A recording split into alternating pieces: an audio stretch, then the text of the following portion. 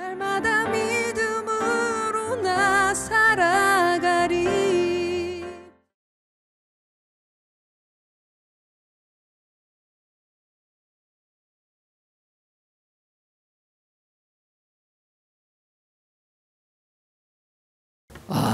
지금 우리가 세상이 이렇게 바뀌어져 가는 거 많이 느끼실 겁니다.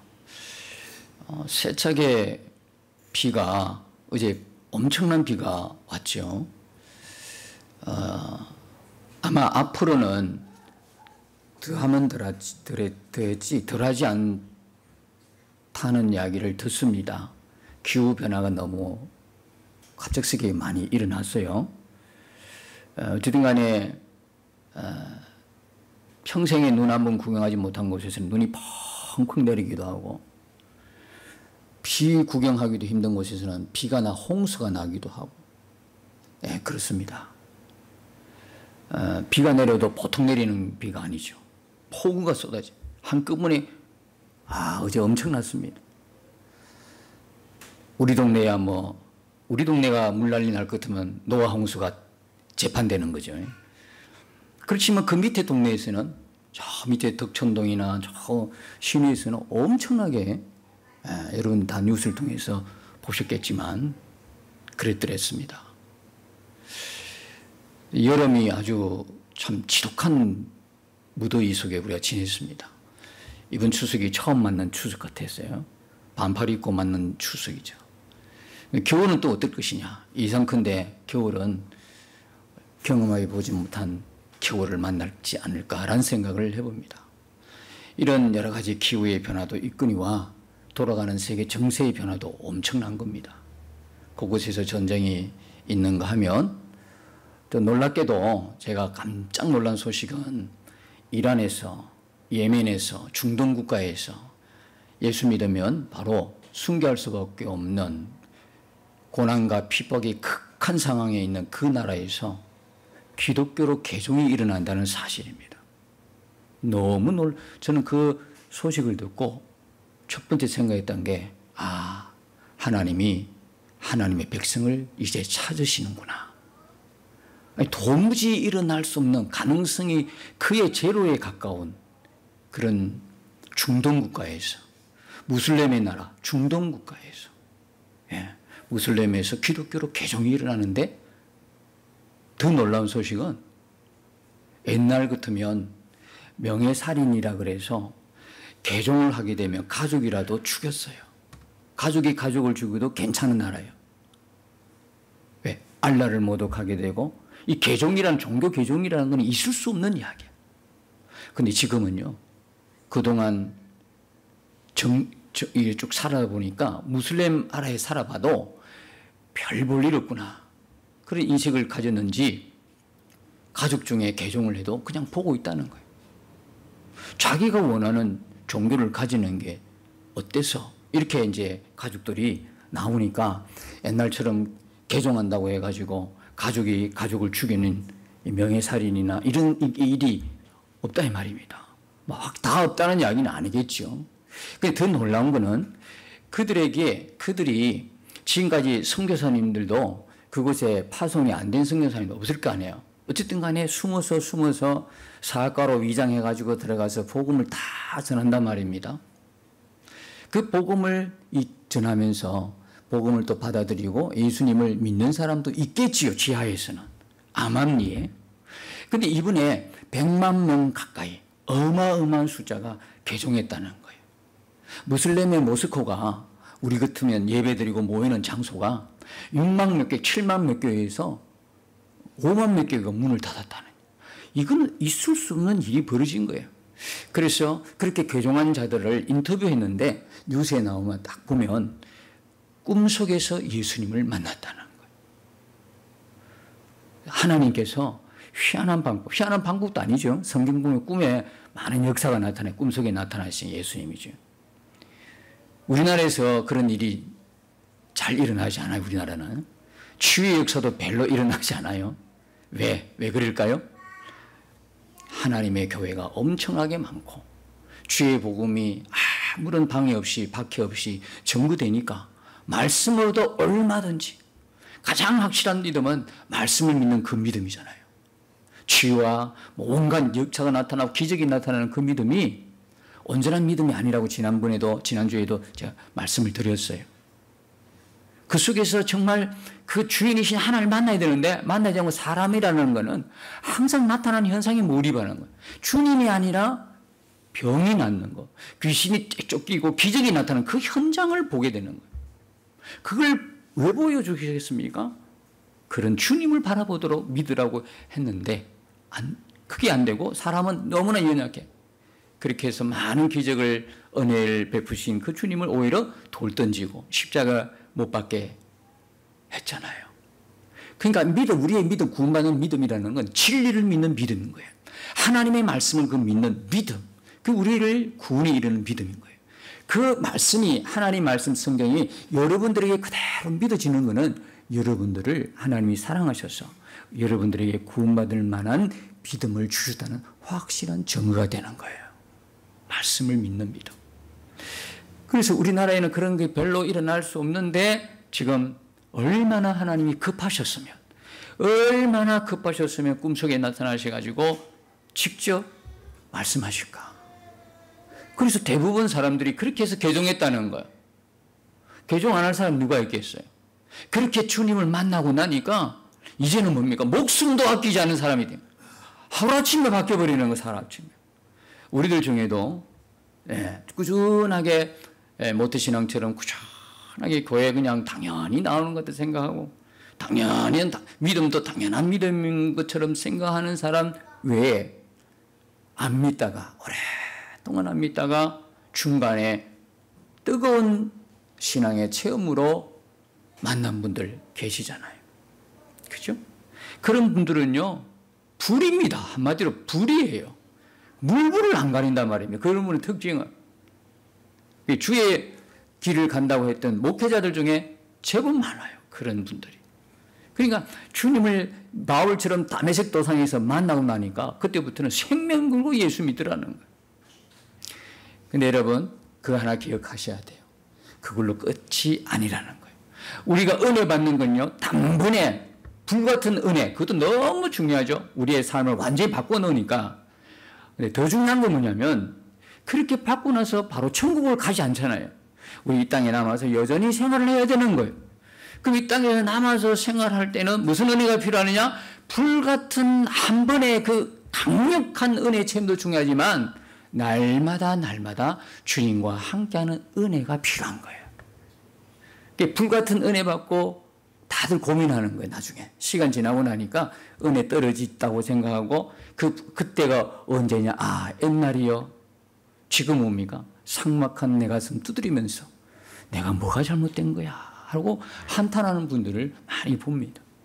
목회를 일평생 하다가 이제 목회 은퇴하고 난 이후에 그 목사님들의 모습을 보면서 참 안타까움을 많이 느끼죠. 나도 저렇게 될 수 있겠다. 무엇입니까? 목회할 때는 열심히 목회를 하셨어요. 그런데 그 열심 속에서 주님이 아닌 열심도 있었다라는 거예요. 나의 열심으로. 그러다 보니까 성과도 얼마간 있겠지요? 그게 다인 줄 알았는 거예요. 근데 은퇴를 하고 나니까 한순간에 그 수많은 일들을 놓게 되는 거예요. 사람이 갑자기 허무해지는 거예요. 아무것 열심히 일하다가 아무것 하지 못하니까 허무함을 느낀다는 거예요. 여러분, 사실 우리가 허무함을 느낀다는 것은 예수님을 믿는 사람으로서는 있을 수 없는 이야기예요. 늘 주님이 자신의 주인이 되고 늘 주님과 교제하고 늘 주님과 동행했다 하면 허무함이란 말은 있을 수가 없는 거예요. 사실 두려움도 있을 수가 없는 이야기예요. 그러나 우리가 너무 연약해서 너무나 약해서 주님과 동행한다고 하지만 어떤 큰 사건이 났을 때는 어쩔 줄 몰라 하는 거예요. 우리의 주님과의 동행이 분명한 주님을 의식하고 분명한 의식하는 바라보는 이 실제적인 동행인가? 그 질문에 우리가 완전하게 답을 할 수 있어야 되는데 이론으로는 들었어, 알아. 하도 막 설교 말씀하실 때, 설교할 때 목사님 그렇게 이야기하니까 이론은 알겠는데 내 삶에 그것이 실제로 이루어지느냐는 또 다른 문제거든요. 그러다 보니까 주님과 동행은 해야 되겠는데 실제적으로 이루어지지 않은 상태에서 계속 지나오면 내 마음속에 온갖 두려움, 염려, 걱정, 근심, 허무함이 어려운 문제를, 잔잔한 문제거나 문제가 없을 때는 몰라. 근데 큰 파도 앞에서 그걸 느끼게 된다 이 말입니다. 그래서 너무나 중요한 건 뭐냐면 예수님과의 친밀한 교제인 것입니다. 예수님을 더 친밀하게 함께 계시는, 가까이 계시는, 눈과 눈으로 보는 우리 다 친구들이나 가족들이나 교우들이나 이런 눈과 눈으로 보는 것처럼 예수님이 나의 마음에 의식이 될 때에 사실 뭐가 두렵고 뭐가 허무하겠고 그렇겠습니까? 그게 안 되니까. 그게 안 되니까. 그래서 우리가 늘 힘쓰고 애써야 되는 건 뭐냐? 예수님과의 친밀한 교제인 것입니다. 이 땅에서 우리가 해야 될 가장 우선돼야 될 건 그것입니다. 우리가 지난주에 본 것처럼 요한 1서의 1장은 바로 그 이야기를 합니다. 요한 1서 1장 전체는 뭘 이야기하느냐? 우리에게 사귐이 있다는 이야기입니다. 여러분, 우리가 헌신할 때요, 사전적 용어로는 우리의 열심과 우리가 갖고 있는 모든 능력을 총동원해서 다른 사람을 위해서 이렇게 돕도록 바쳐지는 걸 헌신이라고 그래요. 그러나 기독교에 있어서, 우리의 신앙에 있어서 헌신이라는 것은 헌신을 먼저 앞세우는 것이 아니라 그 이전에 조건이 있어요. 전제 조건이 있어요. 그 전제 조건이 뭐냐면 자신의 정체성입니다. 나는 누구였으며 나는 어떻게 되었으며 그러므로 왜 헌신을 해야 되는가? 이게 분명해야 헌신이 되는 거죠. 여러분 왜 봉사하십니까? 여러분 왜 헌신하십니까? 예, 내가 하나님의 생명을 가진 자이기 때문에 교회를 위해서, 주를 위해서 봉사하고 헌신하고 섬기는 거예요. 그게 이루어지지 않으면 자기 열심으로 막 하는 거예요. 그러다 보면 어떻게 됩니까? 나의 이 수고를, 나의 이 열심을 안 알아주면 마음이 상한 거야. 오히려 교회 안에서 그런 분들 때문에 문제가 일어나. 늘 말씀드렸죠. 교회 문제는 새신자 때문에 일어나는 법이 없어요. 아무것도 모르는데 무슨. 항상 늘 오래된 신자들, 그 교회에 너무 의식한 신자들, 그분들로 인해서 분쟁이 일어나요. 왜? 자기 열심이니까. 그래서 늘 이야기하잖아요. 내 열심 같으면 안 하는 게 좋다 차라리. 내가 하나님의 은혜를 입은 자로 하나님 예수님의 그 귀한 생명이 있으니까 견딜 수가 없는 거야. 그 뜨거운 은혜의 체험들 있으니까 일하는 거야. 하나님 내 몸 드릴 게 없으면 내 몸이라도 그런 마음으로 여러분들이 헌신하는 거죠. 그 뜨거운 은혜 받고 점점 식어져. 뭐가 없었느냐? 예수님과의 사귐이 없었던 거예요. 그러나 하나님께서 구원에 이르는 뜨거운 우리의 삶을 전체를 바꾸는 그 뜨거움이 체험 있는 사람은 하나님이 구원한 하나님의 백성들이라는 거예요. 살아가면서 메시지를 듣고 설교를 듣고 말씀을 읽고 들으면서 여러분들이 이제 점점점 회복해 나가는 거예요. 아하, 이게 아니구나. 한순간에 뜨거운 체험도 중요하지만 더 중요한 거는 우리가 천국 가는 그날까지 예수님과 친밀하게 살아가는 것이구나. 이걸 느끼는 거예요. 그러니까 이 요한일서가 너무너무 좋아. 우리에게 뭐가 있다는 거예요? 사귐이 있다는 거예요. 코이노니아, 교제라는 거예요. 우리 하나님과의 교제가 있는 사람이에요. 이거 하나만으로도 얼마나 놀라운 은혜 입었습니까? 여러분 세상 사람들 보십시오. 하나님 모르는 사람들. 아찔하지 않습니까? 그리고도 질주합니다. 그리고도 자기 인생을 잘 살았다고 장담하는 겁니다. 너무나 무서운 거예요. 브레이크가 없는 질주. 요즘 그런 것들이 많이 나요. 급발진하니 급발진 사고. 그냥 가서 박아버립니다. 제어가 안 되는 거예요. 그럼 큰 사고 나죠. 여러분 인생에, 우리 믿는 사람들의 인생에 고난이 있습니까? 문제가 있습니까? 아픔이 있습니까? 건강에 손상이 있습니까? 사업에 부도가 났습니까? 관계에 문제가 생겼습니까? 알고 보면 그게 우리를 사랑하시는 하나님의 제동장치 브레이크가 될 수 있다는 거예요. 뭘 하나님이 우리에게 바라시는 거죠? 네. 그냥 쭉쭉 잘 나가기만 하면 그게 하나님 축복이겠습니까? 우리는 그렇게 기도해요. 하나님, 나에게는 제동이 없으면 좋겠어. 나에게 방해가 되는 게 없으면 좋겠어. 방해물도 없고 장애물도 없으면 좋겠어. 그냥 지금대로 막 잘 먹고 잘 사고 막 승진하고 막 계속 막 그랬으면 좋겠어. 우리는 몰라요. 지금 우리가 그렇게 질주하면서 그 앞에 뭐가 있는지, 그것이 절벽인지 그것이 늪인지 우리는 모르고 질주하기만 바쁜 거야. 그러다 보니까 제동 안 걸리고 그게 성공이고 자기 자랑으로 삼다 끝까지 갔는데 그것이 절벽이었어요. 어떻게 하실랍니까? 그때 돌이킬 수가 없어. 이미 빠지면 돌이킬 수가 없어. 우리 하나님은 그렇지 않아요. 우리 하나님은 우리 삶에 실패를 주시는 거예요. 때로는 우리 삶에 울음을 주시는 거예요. 울어야 할 때를 주시는 거예요. 웃어야 할 때도 주지만 실패를 통해 처절하게 자신을 돌아보도록 하시는 거예요. 그게 뭐냐면 하나님 우리에게 주신 제동장치예요. 브레이크예요. 그때마다 고린도후서 1장 9절에 나와 있는 것처럼 누구를 의지한다? 하나님을 의지하도록. 하나님의 생명 있는 사람의 특징이 뭔지 아십니까? 무슨 일만 생기면 하나님을 바라보는 거예요. 하나님께 나아가는, 아무리 믿음 없다고 해도 우리 직장 다니다가 아니면 개인적으로 가정에 무슨 문제가 터지면요, 그렇게 안 나가다가 새벽기도 나와. 그렇게 안 나가다 수요 예배 나와. 그렇게 안 나가다 금요철화 나와. 그렇게 안 나가다 주일 오후까지 나와. 하나님이 그걸 아시니까. 그걸 아시니까. 아이고 난 편해. 주일만 나와서. 편한 게 아니요. 하나님이 그런 어려움 안 줘도 나중에 성숙하면 어떤 일이 벌어지는지 아십니까? 신앙에 성숙하면 할수록 그런 것 없어도요, 비가 오나 눈이 오나 그냥 하나님 앞에 나가는 게 기뻐. 설교에 은혜가 되고 은혜가 안 되고 그건 둘째 문제예요. 그거 아직도 그 목사님 설교 은혜가 되고 이런 말 하십니까? 아직도? 아니야. 나는 그냥 하나님 앞에 나간다는 게 그게 기쁜 거야. 하나님 앞에 예배 드리는 게 기쁜 거야. 말씀을 듣는다는 게 기쁜 거야. 어린아이가 세워서 말씀을 들어도 다 귀담아 듣는 게 그게 열린 마음이고 그게 은혜가 충만한 마음이에요. 아니 설교자가 은혜 주니 아니라니까 내 마음이 벌써 은혜가 닫혔어요. 안 그래요?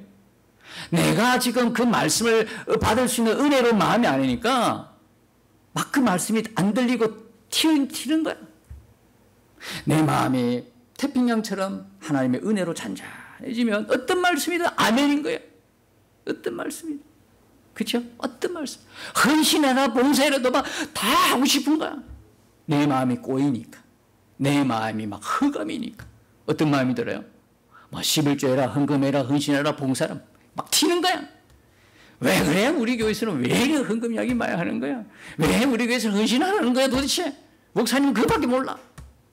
이렇게 나오는 거예요. 하나님께서 우리의 마음에 은혜를 부어주시기를 소망합니다. 이게 꾸준하게 그래서 하나님과의 교제가 일어나야 된다니까요.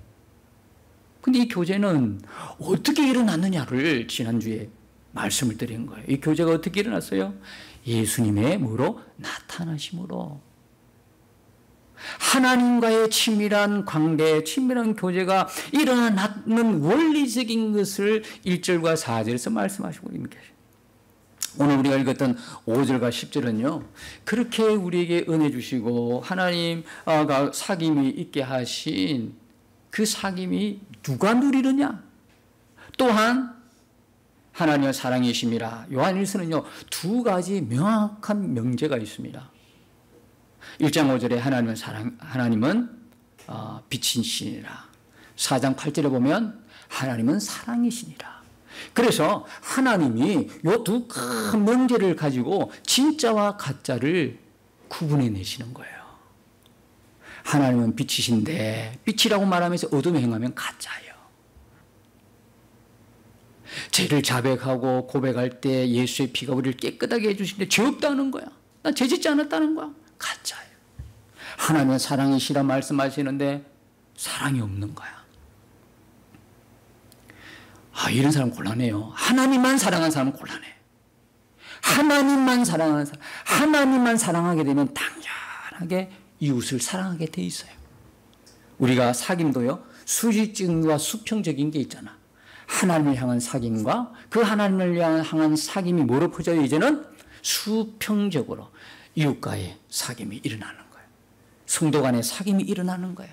하나님께는 은혜 받았어요. 하나님과는 친밀해요. 그런데 교우들하고는 친밀하지 않아요. 교우들하고는 관계가 끊어져. 잘못된 신앙이에요. 모든 것이 관계 회복이 일어난다니까. 우리가 진짜 예수님을 만나면 어떤 회복, 관계 회복이 일어나요. 첫 번째 하나님 관계가 회복이 돼요. 그러니까 예수 믿고 하나님 백성으로 살아가죠. 두 번째는 나 자신과의 관계 회복이 일어나. 나도 나하고 관계가 좋지 않아. 나도 나를 신뢰하지가 않아. 나도 내가 이쁘지가 않아. 늘 부정적이야. 소극적이야. 우울하죠. 그런데 예수님 만나니까 내가 나를 용납하게 되고 내가 나와 관계가 회복이 일어나는 거예요. 세 번째는 뭐예요? 이웃과의 관계가 회복이 일어나. 우리가 하나님을 만나면 이웃이 사랑스러워지는 거예요. 가까운 사람이 사랑스러워지는 거예요. 네 번째 뭡니까? 자연과의 회복이 일어나는 거야. 하나님 만든 모든 만물이니까 아버지 것이잖아요. 훼손시키려고 하지 않아. 그냥 보는 것으로 너무 아름다워. 너무 좋아. 원더풀 하는 거야. 가는 곳마다. 굳이 내 집에 끌고 오려고 생각하지 않아. 좋은 거 그대로 놔둬. 하나님 배치해놓은 대로 놔둬. 그냥 보고 한 번씩 보고 싶으면 가면 돼. 그치? 차 타고 가면 되잖아. 그걸 예쁘다고 해가지고 소나무 전체를 빼와야 돼? 우리 집 정원에 실어야 돼? 왜 그 어리석은 짓을 내? 그래서 관계 회복이라니까요. 내가 하나님과의 관계가 형통하게 되면 교우들하고도 관계가 형통해지는 겁니다. 교우들과도. 그래서 공동체라는 거예요. 교회가 주님의 공동체, 생명의 공동체라는 거는 한 몸이라는 거예요.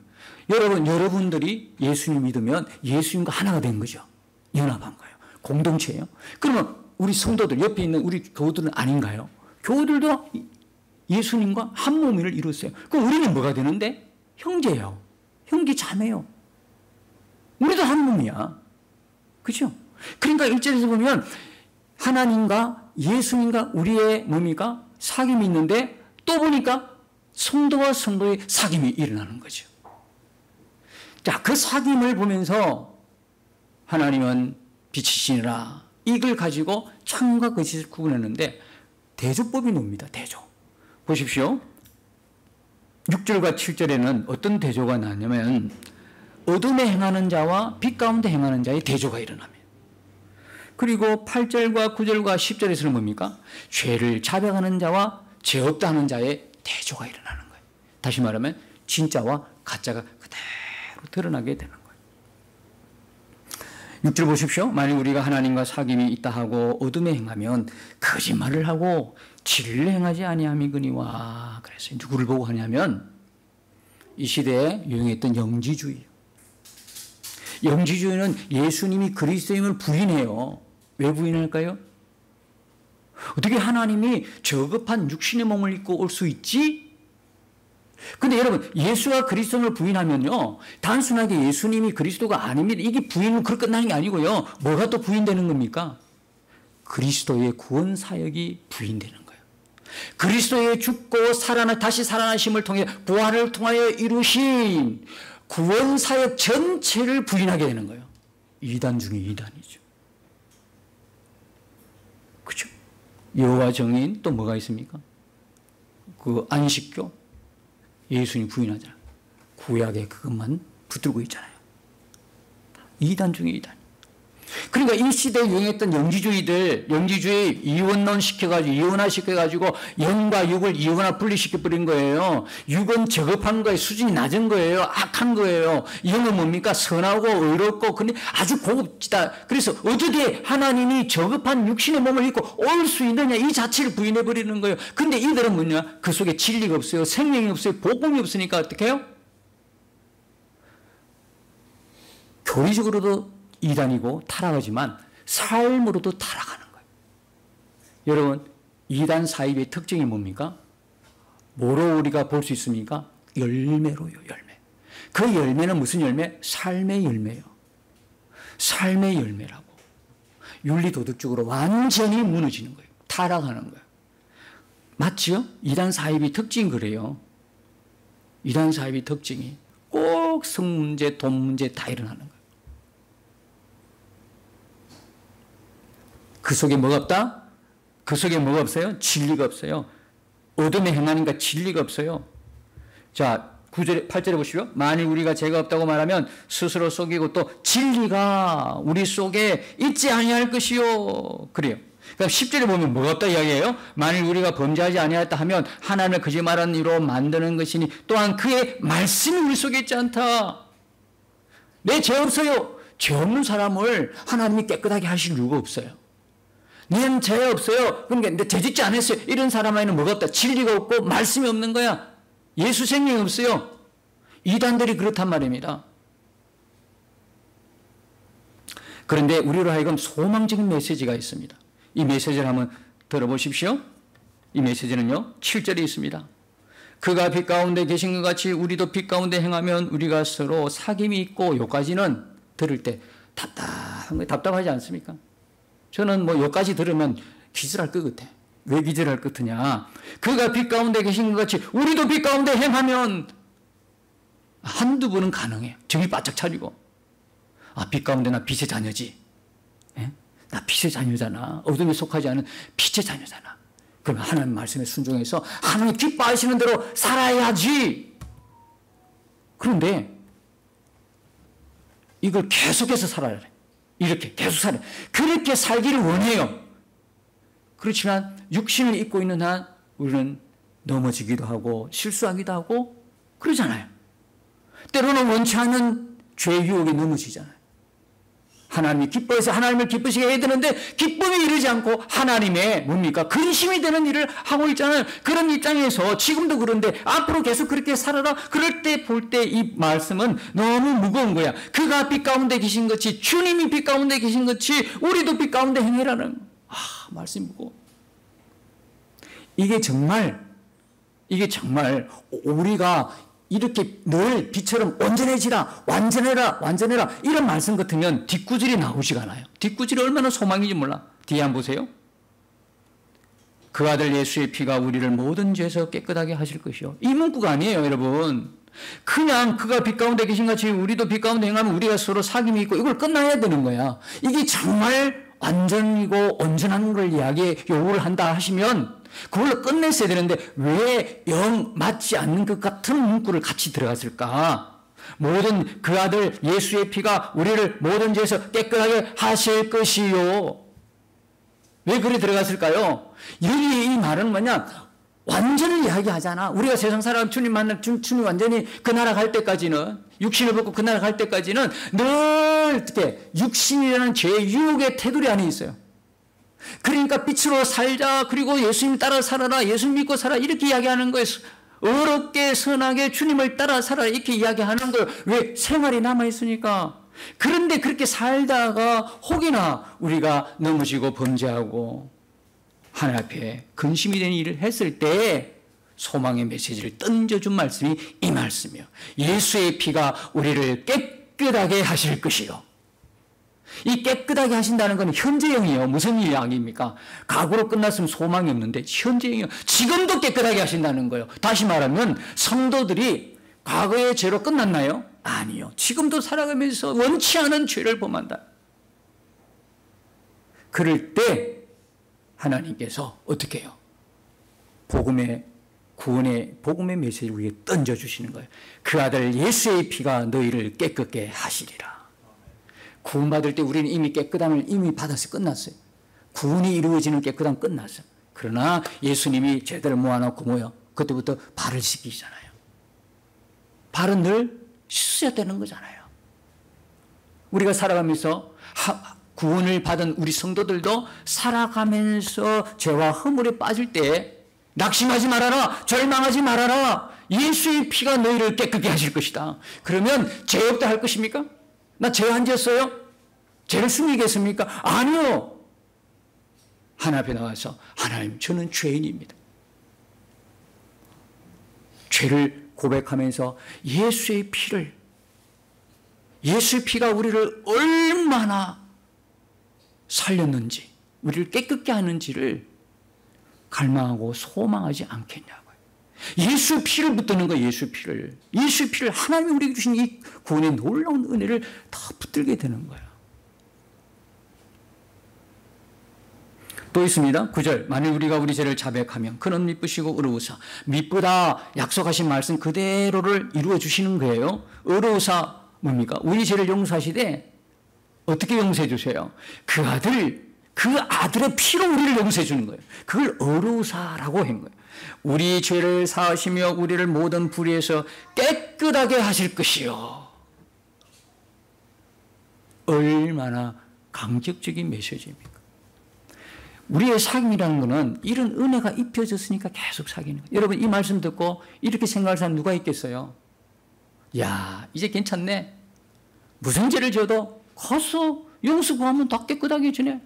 천만에 그럴 수 없다는 거예요. 우리 안에 성령이 계시기 때문에, 우리 안에 예수의 생명이 있는 사람은, 빛의 자녀들은요, 어둠에 행한 그것이 너무나 원통한 거예요. 너무나 괴로운 거예요. 여러분들은 죄를 지어가 시원한 게 아니야. 여러분들은 죄를 짓는 순간 고통이야. 얼굴에서 웃음기가 싹 사라지는 거예요. 얼굴이 오만 가지 그냥 근심 걱정을 갖고 있는 사람처럼 어두워지기 시작하는 거예요. 그렇죠? 안 그렇고 이 말씀을 들을 때 어떻게 듣느냐? 야, 이제 죄 자유롭게 지어도 되네. 이제 구원받았으니까 뭐 죄 지어도 괜찮아. 이런 사람은 구원 못 받았다니까. 애시당초 구원 못 받은 사람이요. 진짜 구원받고 예수 생명, 예수 빛이 비춰진 사람은 죄와 싸울 때 싸우는 거예요. 죄가 우리를 속이니까 죄인이 아닌 것처럼 착각할 뿐이요. 그에게 복음의 빛이 비춰지지 않고 그 생각하는 거예요. 죄가 우리를 속이니까 그 생각하는 거예요. 진짜 빛이 비춰지면 우리가 얼마나 큰 죄인인 걸 알아가지고 한 번씩 다 고백했을 거예요. 주님, 저는 죄인 중에 개수입니다. 저만 그렇게 고백할까요? 여러분 다. 어두울 때는 보이지가 않아. 불을 딱 켜니까 온 바퀴벌레가 튀어나가는. 어두울 때는 바퀴벌레가 있는지 없는지 몰라. 불을 탁 켜니까 부르륵 사라지잖아요. 우리에게 생명이 있으니까 조그만 먼지라도, 조그만 제 티라도 들어오면 우리는 금방 눈치채버리는 거예요. 여러분, 그게 은혜인 걸 믿으시기 바랍니다. 조그만 거라도 우리 속에 흠이 있고 티가 있고 죄악이 있으면 금방 알아요.